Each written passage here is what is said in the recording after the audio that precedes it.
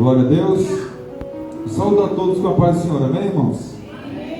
Para mim é uma honra estar aqui mais uma vez, trazer uma palavra da parte de Deus, esse culto de Santa Ceia. É uma ceia mesmo, né, irmãos? Glória a Deus. Pregar com cheiro de comida aí não é nada fácil, cheiro de bênção, aleluia. Mas eu creio que Deus tem uma palavra para nossas vidas, amém? Quem está feliz nessa noite por estar nesse lugar? Louva a Deus pela vida do pastor Manuel, pastora Karina, e ver o quanto Deus tem dado crescimento através da vida deles. Quero que vocês abram as vossas Bíblias no capítulo 11 de 1 Coríntios. Nós vamos falar, irmãos, um pouco sobre a ceia. Nós não seremos longos naquilo que iremos falar, mas queremos trazer uma palavra revelada sobre a ceia nessa noite. Haja visto que este é um culto de Santa Ceia. É muito bom estar com os irmãos. Por vezes temos vindo aqui e creio que quando Jesus não voltar, acredito que poderemos estar novamente. Ou não irmos até Ele, né? Nós estamos nessa missão. Uma hora nós vamos até Ele ou Ele virá até nós. Para nos encontrarmos.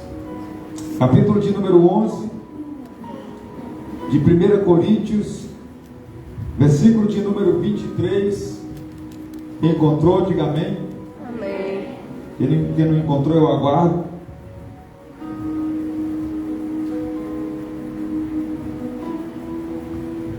Capítulo de número 11.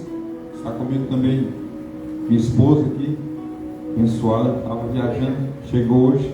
Já não se grudando mais depois que chegou. Grudado em Deus.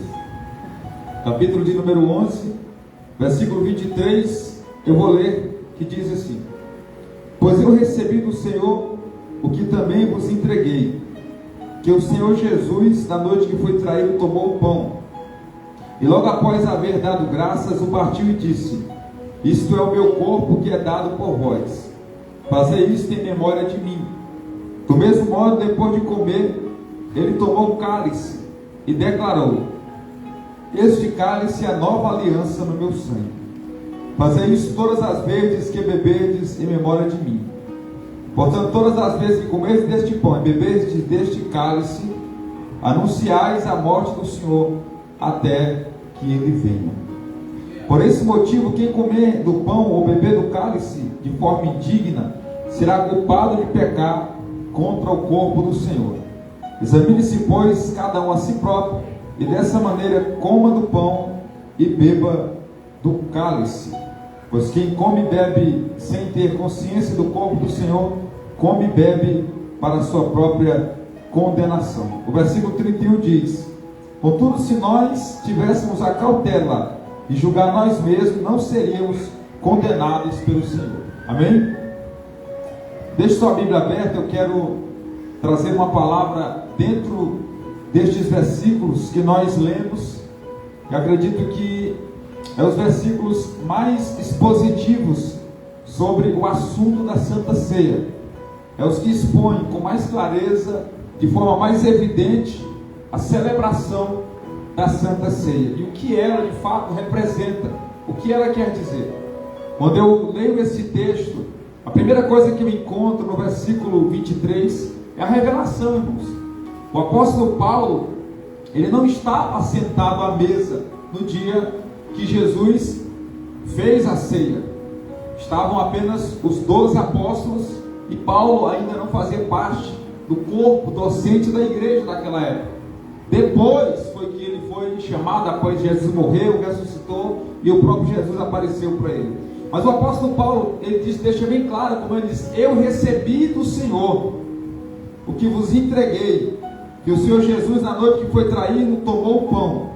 Interessante, irmãos, que Paulo era alguém que tinha a revelação do que tinha acontecido naquele momento. Nós compreendemos que um homem que anda com Deus, ele tem a revelação daquilo que aconteceu para poder resolver coisas aqui no presente. Há acontecimentos que aconteceram com você lá atrás, que Deus pode dar a você a chave espiritual para compreender porque você está como exatamente está hoje. Ele traz a clareza do passado para explicar o seu presente e dar a você um futuro ainda melhor. Você crê que Deus tem uma revelação para a sua vida de coisas que aconteceram, explicar o seu passado para você entender o seu presente e se preparar para o seu futuro. E quando eu vou lendo, a Bíblia diz que logo depois de ter dado graças, nós temos aqui na mensagem da Santa Ceia, a mensagem da ação de graça. A ação de graça. Quando nós estamos diante de uma situação como essa, de Santa Ceia, desse versículo diz a Bíblia, que ele tendo dado graças, partiu. Acredito que ser grato é uma virtude que poucos têm, é uma virtude que poucos têm, mas aqueles que têm, desfrutam de maior bênção e prosperidade. Deus é um Deus que procura a gratidão nos seus filhos, e uma das coisas que Ele pede que sejamos, é ser grato. Ser grato é reconhecer aquilo que fizeram por nós, e não apenas reconhecer, mas também continuar reconhecendo. Tendo dado graças, partiu o pão. Temos que ser gratos por aquilo que Deus nos dá condição de ter na nossa mesa. Ser grato pelo dia que nós acordamos, quando nos levantamos. Eu sou grato a Deus de uma forma que eu vou andando, a casa que Ele me deu, a esposa que Ele me deu, eu vou agradecendo por tudo, o celular. Às vezes, Deus, obrigado por esse celular bom, obrigado por isso, obrigado por aquilo. Uma pessoa grata, irmãos, ele tem uma natureza muito diferente de uma pessoa ingrata. Uma pessoa grata, você não precisa fazer muito para ele ser grato, ele já é grato por natureza.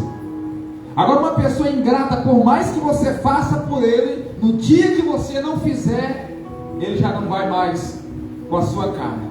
Como diz as crianças, não te gosto mais, eu não te gosto, né? Uma pessoa ingrata, você pode fazer inúmeras vezes, você é muito bom, você é muito bom. Na verdade, a gratidão dele não é verdadeira, ele é apenas um comprado.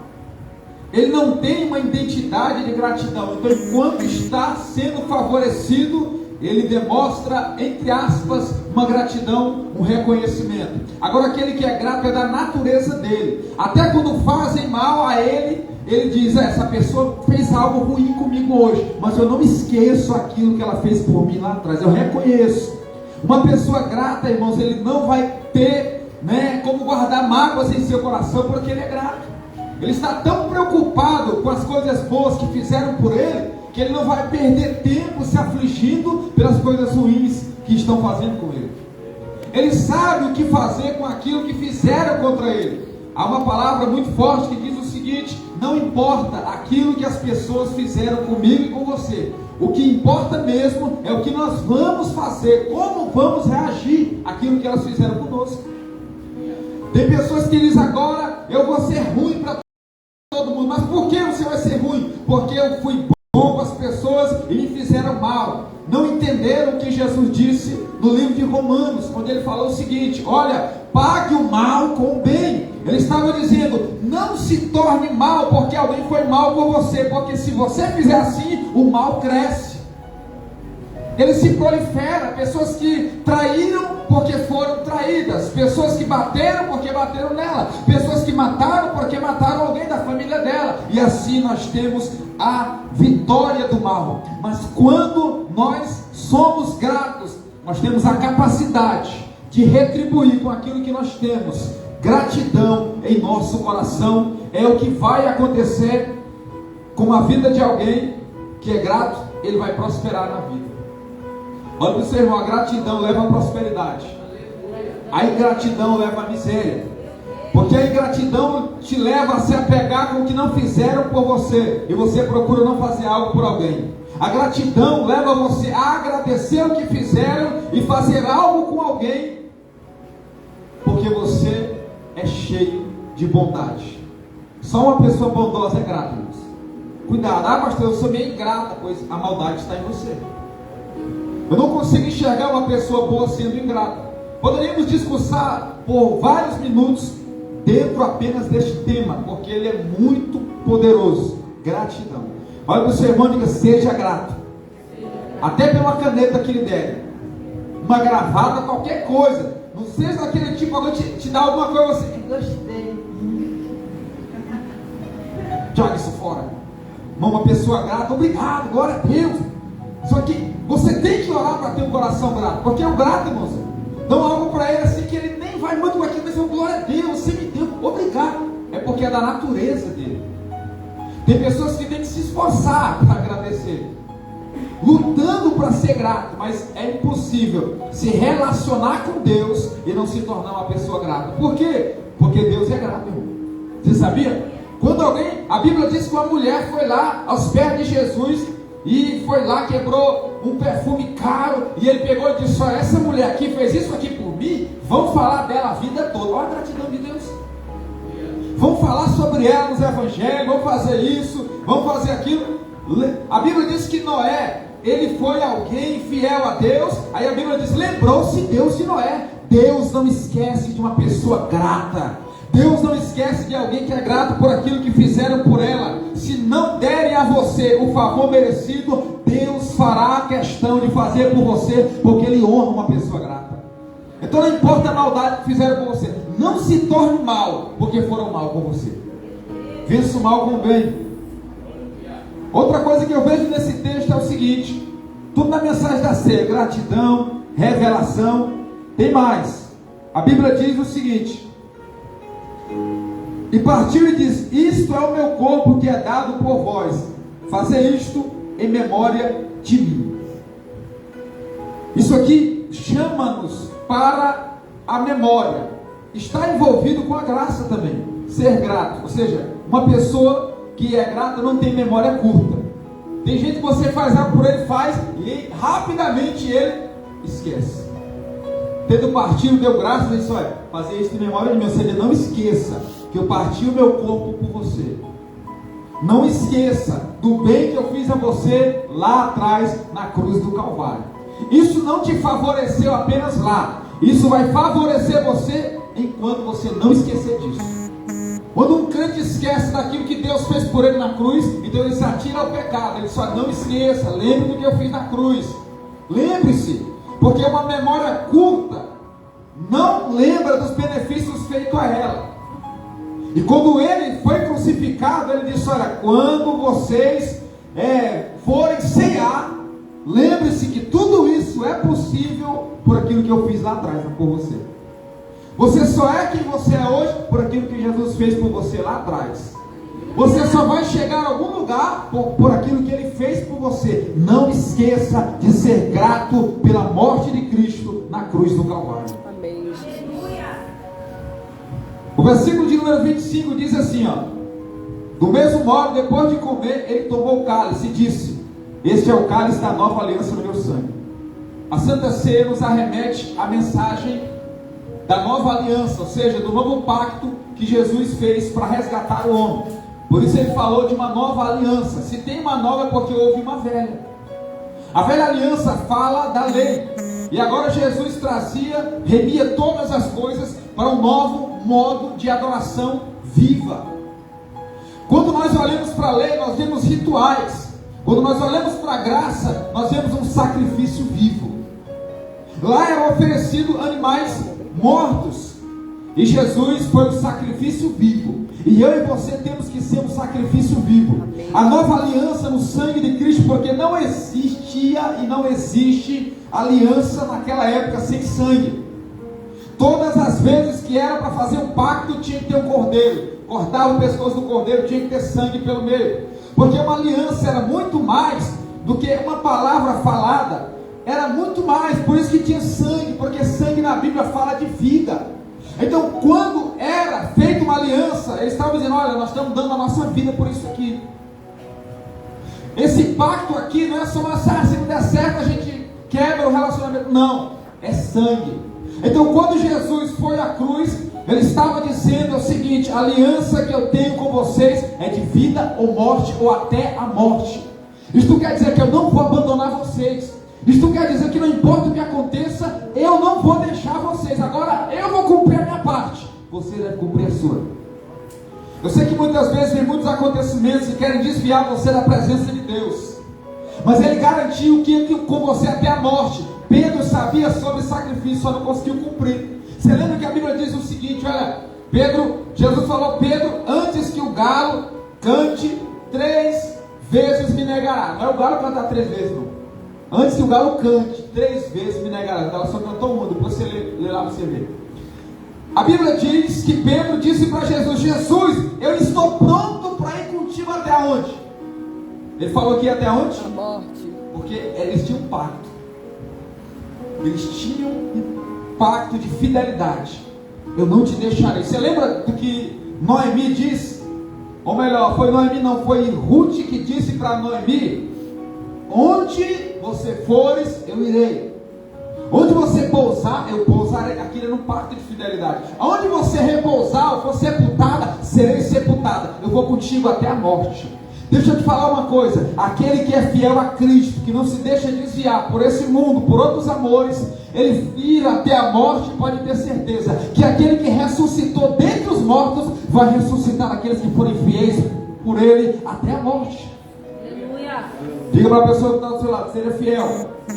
A ceia te revela a fidelidade de Cristo. Irmãos, o sangue dele foi derramado na cruz, e o sangue da nova aliança fala de proteção. Irmãos, uma casa que tem o sangue de Cristo é uma casa protegida. Você sabia? Você lembra do que aconteceu lá no livro de Êxodo? A Bíblia diz que um dia Deus falou com o povo e disse, eu vou passar no meio dos egípcios e também no meio dos israelitas. No meio dos egípcios para impetrar o juízo, no meio dos israelitas para observar a fidelidade. Por quê, pastor? Porque no meio dos egípcios eles não tinham a mensagem de colocar o sangue. Então eles iam cair em juízo. Mas para os israelitas ele falou, peça para todo mundo colocar a marca do sangue nos vergalhos da porta. Então ele ia ver a fidelidade daquilo que ele tinha falado para eles, porque eles tinham a mensagem de colocar o sangue, que falava de um pacto de vida, mas através da morte de alguém. No caso lá o cordeiro, que apontava para Cristo. Mas eu poderia falar algo sobre isso, mas eu quero só dizer o sangue lá na porta. A Bíblia diz que quando o anjo da morte veio, irmãos, a Bíblia diz que ele passou por cima das casas dos israelitas, mas onde não havia a marca do sangue, que fala de aliança com o cordeiro, que fala de um pacto de vida através da morte de alguém, que no caso aqui é Cristo, as casas eram afetadas e os primogênitos eram mortos. Enquanto você tiver uma aliança com Cristo, Ele te protege.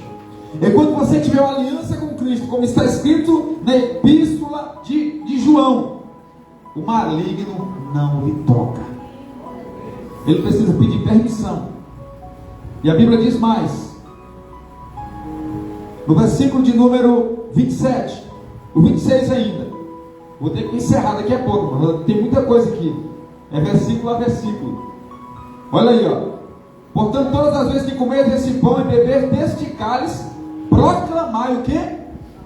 Até que o quê? Irmãos, aí está uma mensagem escatológica. O que é escatologia? É o estudo das últimas coisas, que fala dos acontecimentos finais. A teologia chama de escatologia. Escatologia é chatos, ologia é chatos, é a vida. Logia é tratado ao estudo, o estudo da vida de Cristo.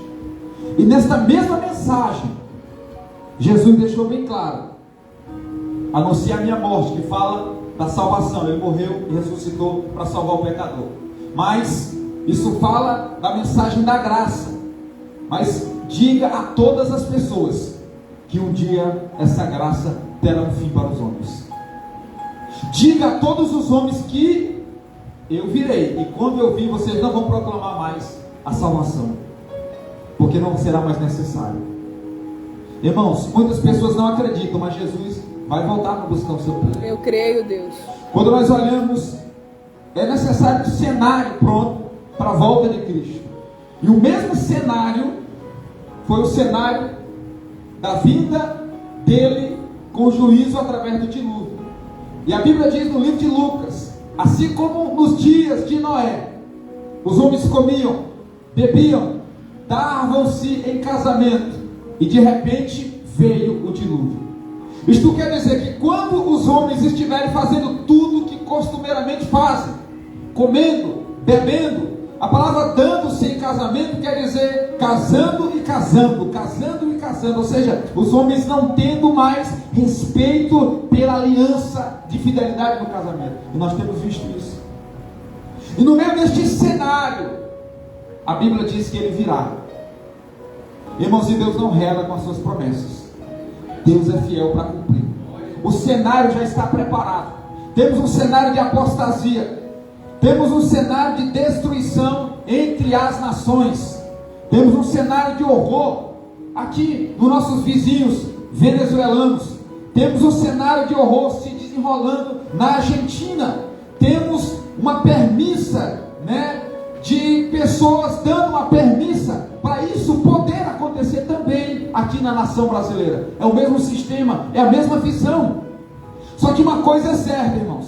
No meio deste cenário, quando você vai também para países mais longínquos na Europa, você percebe que algo estranho está acontecendo no mundo. Saímos de uma pandemia, há relatos em alguns lugares de outra doença, de outra coisa vindo, de mais uma coisa vindo. O mundo está sendo destruído de alguma forma, mas antes que tudo se consuma, que tudo seja destruído de fato, o Senhor virá para buscar um povo todo seu, especial, zeloso de boas obras. Muita gente não está mais esperando.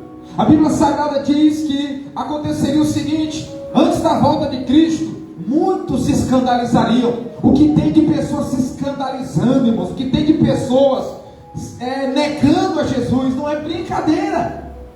Pessoas se afastando por coisas, por desejo da carne, pessoas se afastando porque se ofendeu com alguém dentro da igreja. Ou seja, a sua aliança de fidelidade não é com homens em primeiro lugar, é com aquele que deu sangue dele, dizendo assim: olha, a minha parte eu vou cumprir. Qual é a tua parte? A aliança é de sangue. Então é o seguinte: eu vou morrer por você, e se você tiver oportunidade, morra por mim, porque eu vou ressuscitá-lo também, assim como eu ressuscitei. Eu não vou abandonar o fiel. Por isso a Bíblia diz em Apocalipse: ser fiel até, e eu te darei a coroa da vida. Anunciai a morte do Senhor até que Ele venha. Ele vai vir. Há rumores de que Ele já está vindo.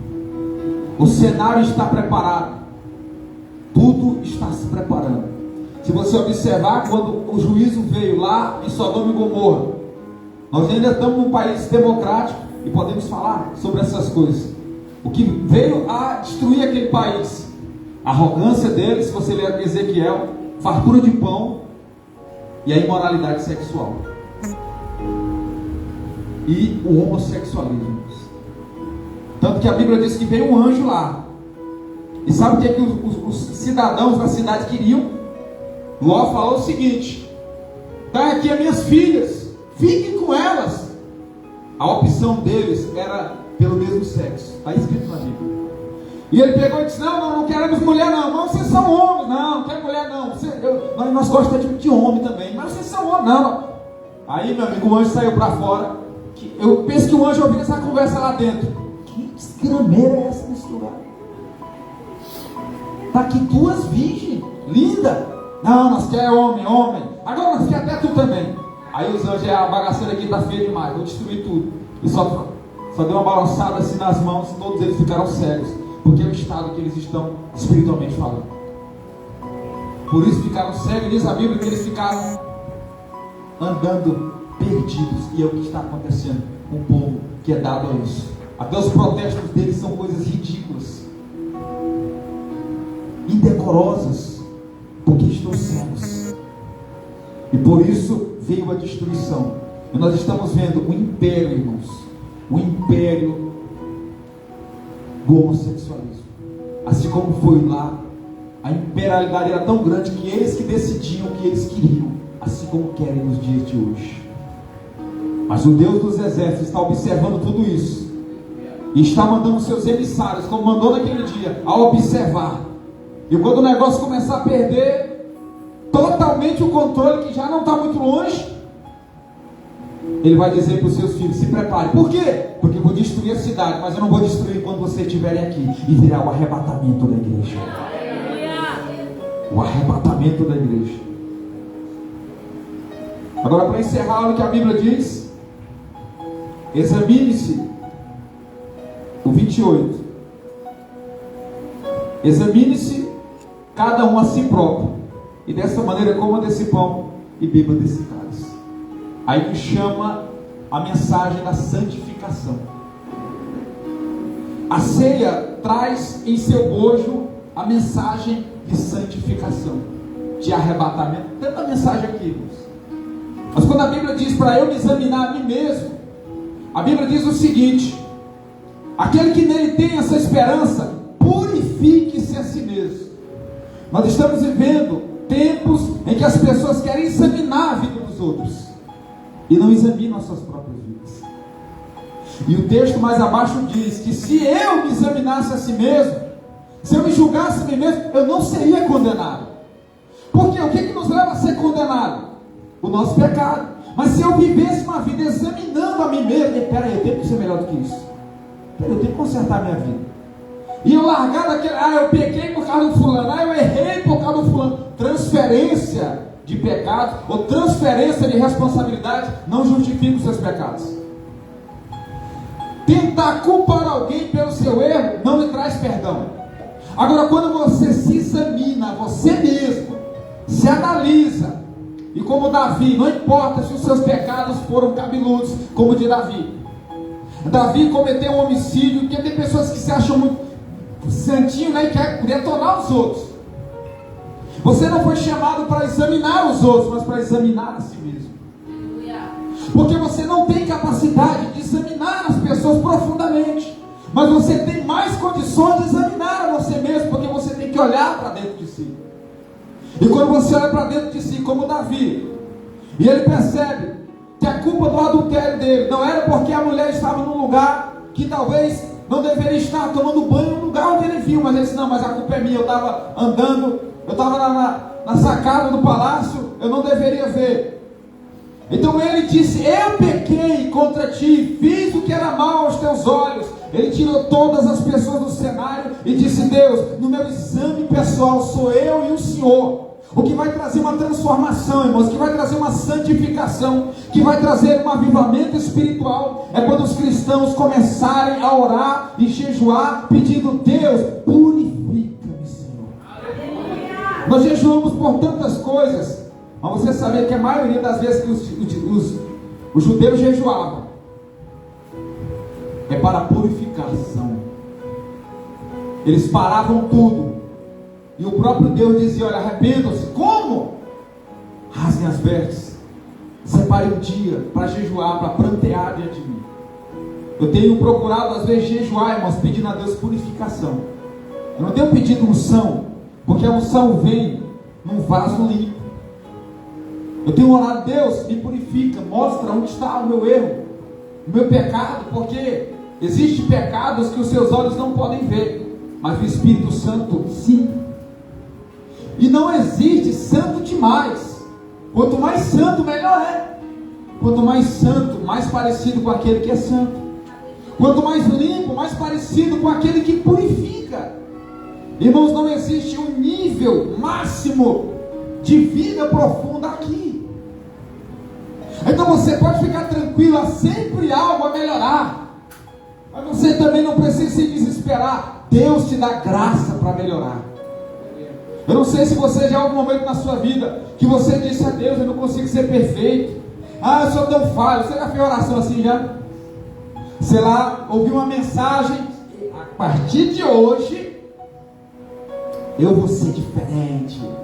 E agora eu vou, em nome de Jesus, vai ser Pentecoste, eu vou viver o propósito de Deus. Aí você começa a primeira semana maravilha, depois vem aquele desafio, aquelas batalhas, e você se vê novamente vencido, por algum modo errado, por algum pecado, por alguma coisa, por um desânimo, e você se encontra lá sendo acusado pelo diabo, e ele olhando para você dizendo: você não consegue.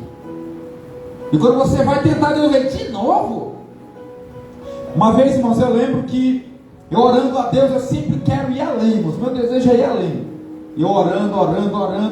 Aí eu ia, cambava de novo, não quer dizer desviar, mas não ia naquela pegada, né? Aí um dia, atrás de um púlpito, eu estava orando, eu disse: Deus, a partir de hoje, eu vou ser melhor do que esses dias atrás. Aí uma voz, que eu sabia quem era aquela voz. De novo? Rapaz, chega, me deu aquele negócio ruim, não tem? Tipo assim, nem tente. Irmão, se o diabo realmente soubesse que você não ia conseguir, ele não ia impedir você de querer pelo menos tentar. Satanás sabe tanto que você tem condição de conseguir, que ele nem quer correr o risco de que você tente. E por isso que muita gente, ele segura, nem vou não, porque eu sou falho. Não vou nem tentar não, porque eu diabo, isso. Porque se você não tentar, eu tenho certeza que você não vai conseguir. Mas se você tentar, eu já não sei. Então vamos deixar o diabo preocupado, perturbado. Se eu cair, eu levanto de novo. Se eu pecar, eu peço perdão. E nós vamos lutando, caminhando, sem abandonar aquele que não nos abandonou, até a cruz. A cruz é um instrumento de santificação. Se eu tivesse desistido, eu não estaria aqui. Eu não seria uma voz para muitas pessoas se eu tivesse dado ouvido à voz do diabo. Você não tem como ser uma voz para alguém se ouvir ao diabo, dar ouvido à voz dele. Mas eu te garanto que você será uma voz para alguém se der ouvido à voz de Deus. Se você der ouvido à voz do diabo, você nunca poderá se santificar. Mas se você ouvir a voz de Deus, o caminho da santidade te aguarda. Porque o diabo é imundo, e o que ele fala vai te levar à imundícia. Mas porque Deus é santo, o que ele falar para você vai te levar à santidade. Por isso que a Bíblia diz: vós estáis limpos pela palavra que eu vos tenho pregado. E a Bíblia diz mais: as minhas ovelhas ouvem a minha voz e me seguem. Vamos ficar em pé nessa noite?